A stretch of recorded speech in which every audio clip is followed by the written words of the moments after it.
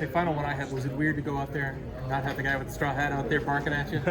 Yeah, the first like workout or the first meeting, it was kind of like, oh, okay, yeah, reality didn't set in. But for the most part, I'm definitely excited to go on this journey with Coach DeBoer and be successful and go win ball games. Thanks so much. For you, how important is it to kind of refocus some fundamentals now with a new coaching staff and new guys in? Just how important is that for a spring practice? Definitely just making sure we have a great foundation, because foundation is everything. So with the new staff, that's important right now. They hounding on that, especially just being having attention to detail and all things of that nature. So that being a big part of the standard here is always doing what you're supposed to do when no one's watching, or doing what you're gonna do. You're supposed to do every play. So, yeah. How is it with the transition from going from a defensive-minded head coach to now an offensive-minded head coach? It's kind of funny. Like, you see Coach Saban, doing DB drills, getting into phase, and backpedaling.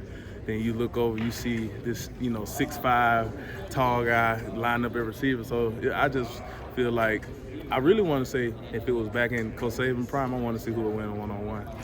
To be honest, that's just my take though. Yeah.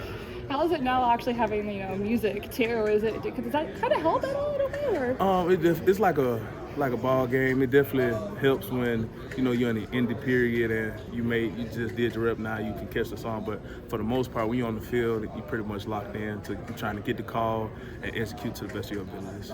Thank you so much. How big is it to have Coach Roach back? It's very big. It was he was not instrumental, but he was a piece to the reason I stayed here at Alabama and didn't go forth to try to go into the transfer portal. Because one, I do love this university, and two, Coach Roach, I got to build a bond with him and trust with him and everything like that. So yeah. For you, you're going into, was it fourth year in the program? Yes, sir. How much do you feel kind of obligated to step up and maybe a leader this spring?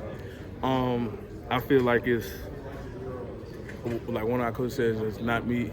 If not me, who else? And I have yet to receive a ring or a championship. Well, a national championship. I'm an SEC champion, but I won a national championship before I leave here at the University of Alabama. How much is that kind of, Deontay mentioned that, the older guys on the team, how much is that kind of the message this spring of the goal for the season?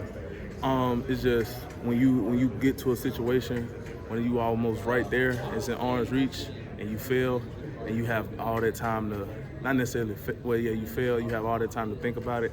Going back, we just don't want no more. No, we hate that feeling. We remember that feeling, but we don't want to dwell on it. We want to get past it, because we don't want that feeling. It was like the worst. Like, that's all I can say about that. Yeah, it was probably one of the worst feelings ever. So, like I said, everybody's starving now. Is it nice, though, to have a new coaching staff or pieces from the coaching staff and even new teammates that were even a step closer to tasting a national championship but fall short, to kind of share that same motivation?